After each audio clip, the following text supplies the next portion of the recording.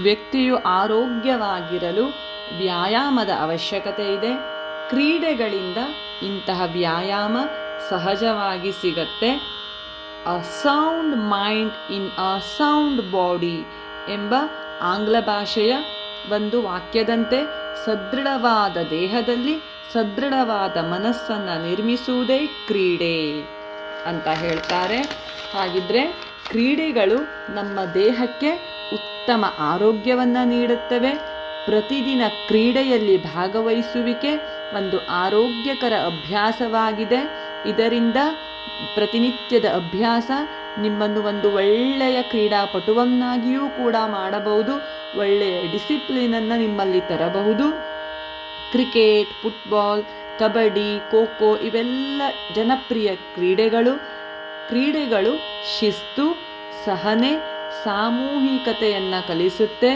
ಮತ್ತು ಕ್ರೀಡೆಗಳಿಂದ ದೈಹಿಕ ಮತ್ತು ಮಾನಸಿಕ ಆರೋಗ್ಯವು ಹೆಚ್ಚಾಗತ್ತೆ. ಜೀವನದ ಏಳು ಬೀಳನ್ನು ಎದುರಿಸಲು ಬೇಕಾಗಿರುವ ಶಕ್ತಿಯನ್ನು ಕ್ರೀಡೆಯಲ್ಲಿ ನಾವು ಸೋಲನ್ನು ಹೊಂದೋದು, ಗೆಲುವನ್ನು ಪಡೆಯುವುದರ ಮೂಲಕ ಸಹ ಒಂದು ಪಾಠವನ್ನು ಕಲಿಯಬಹುದಾಗಿದೆ. ಪ್ರತಿಯೊಬ್ಬರೂ ದಿನದಲ್ಲಿ 1 ಗಂಟೆ ಕ್ರೀಡೆಯಲ್ಲಿ ತಮ್ಮನ್ನು ತೊಡಗಿಸಿಕೊಳ್ಳಿ. ಮಕ್ಕಳಂತೂ ಪ್ರತಿನಿತ್ಯ 1 ತಾಸು ಯಾವುದಾದರೂ ಒಂದು ಕ್ರೀಡೆಯಲ್ಲಿ ಭಾಗವಹಿಸುವುದು ಅವರ ಮಾನಸಿಕ ಹಾಗೂ ದೈಹಿಕ ಆರೋಗ್ಯಕ್ಕೆ ತುಂಬ ಒಳ್ಳೆಯದಾಗಿದೆ. ಜೊತೆಗೆ ದೊಡ್ಡವರು ಕೂಡ ಕ್ರೀಡೆಯಲ್ಲಿ ಪಾಲ್ಗೊಳ್ಳೋದ್ರಿಂದ ದೈಹಿಕವಾಗಿ, ಮಾನಸಿಕವಾಗಿ, ಶಾರೀರಿಕವಾಗಿ ಉತ್ತಮ ಬೆಳವಣಿಗೆ ಅಥವಾ ಒಳ್ಳೆಯ ಆರೋಗ್ಯ ನಿಮ್ಮದಾಗತ್ತೆ. ಕ್ರೀಡೆಯಲ್ಲಿ 2 ವಿಧಗಳಿವೆ. ಒಂದು ಒಳಾಂಗಣ ಕ್ರೀಡೆ, ಇನ್ನೊಂದು ಹೊರಾಂಗಣ ಕ್ರೀಡೆ. ಕಟ್ಟಡದ ಒಳಗೆ ಆಡುವಂಥ ಕ್ರೀಡೆಗಳು ಒಳಾಂಗಣ ಕ್ರೀಡೆಗಳಾಗಿದ್ದು, ಕೇರಂ, ಚೆಸ್ ಇವುಗಳನ್ನು ಒಳಾಂಗಣ ಕ್ರೀಡೆ ಅಂತ ಪರಿಗಣಿಸಲಾಗತ್ತೆ. ಮತ್ತು ಮೈದಾನದಲ್ಲಿ ಆಡುವಂತಹ ಕ್ರೀಡೆಯನ್ನು ಹೊರಾಂಗಣ ಕ್ರೀಡೆ ಅಂತ ಕರಿತೀವಿ.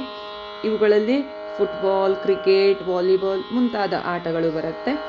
ಕೆಲವು ಕ್ರೀಡೆ ದೈಹಿಕ ಶ್ರಮವನ್ನು ಉಂಟು ಮಾಡಿದ್ರೆ, ಇನ್ನು ಕೆಲವು ಕ್ರೀಡೆಗಳು ಬೌದ್ಧಿಕ ಶಕ್ತಿಯನ್ನು ನಮ್ಮಲ್ಲಿ ಹೆಚ್ಚುಗೊಳಿಸುತ್ತೆ.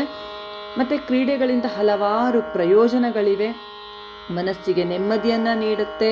ಸ್ನೇಹಿತರ ಜೊತೆ ಸ್ನೇಹಪರ ಭಾವನೆಯನ್ನು ಕಲಿಸುವುದರ ಜೊತೆಗೆ ನಮಗೆ ತಾಳ್ಮೆಯನ್ನು ಕಲಿಸುತ್ತೆ. ಸಿಹಿ ಕಹಿಯ ಅನುಭವವನ್ನು ನೀಡುವುದರ ಜೊತೆಗೆ ನಮಗೆ ಸೋಲು ಗೆಲುವಿನ ಅನುಭೂತಿಯನ್ನು ನೀಡುತ್ತೆ. ಶಾರೀರಿಕ ಸದೃಢತೆಯನ್ನು ನೀಡುತ್ತೆ.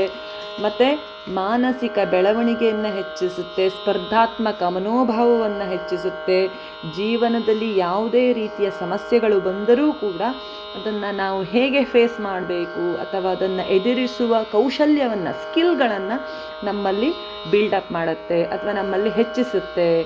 ಮತ್ತು ಆರೋಗ್ಯ, ಬುದ್ಧಿಶಕ್ತಿ, ಶಿಸ್ತು, ಸಹಬಾಳ್ವೆ, ಸಹಕಾರ ಈ ಗುಣಗಳನ್ನು ನಾವು ಕ್ರೀಡೆಯಿಂದ ಕಲಿಯಬಹುದಾಗಿದೆ.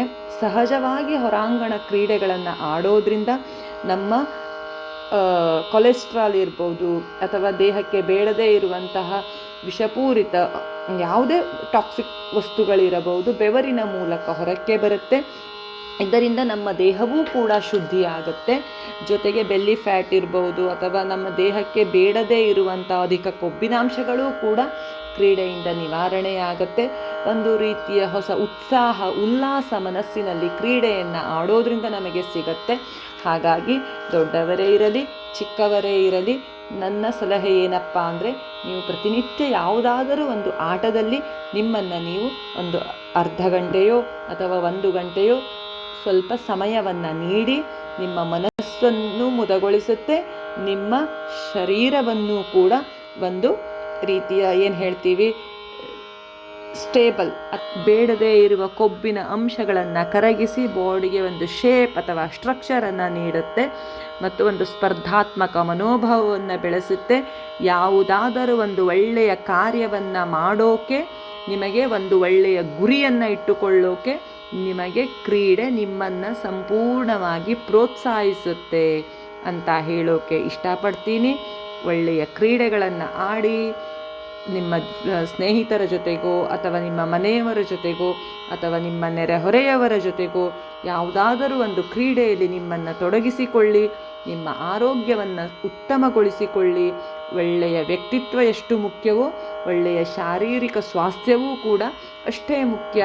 ಹಾಗಾಗಿ ಉತ್ತಮ ಜೀವನಕ್ಕೆ, ಉತ್ತಮ ಆರೋಗ್ಯಕ್ಕೆ ಉತ್ತಮ ಕ್ರೀಡೆಯನ್ನು ಆಯ್ಕೆ ಮಾಡಿಕೊಂಡು ಒಂದು ಸ್ವಲ್ಪ ಸಮಯ ದಿನದಲ್ಲಿ ಮಕ್ಕಳು ಕೂಡ ಕ್ರೀಡೆಯಲ್ಲಿ ತೊಡಗಿಸಿಕೊಳ್ಳಿ, ದೊಡ್ಡವರೂ ಕೂಡ ನಿಮ್ಮನ್ನು ಕೂಡ ಕ್ರೀಡೆಯಲ್ಲಿ ತೊಡಗಿಸಿಕೊಳ್ಳಿ ಅಂತ ಹೇಳೋಕೆ ಇಷ್ಟಪಡ್ತೀನಿ.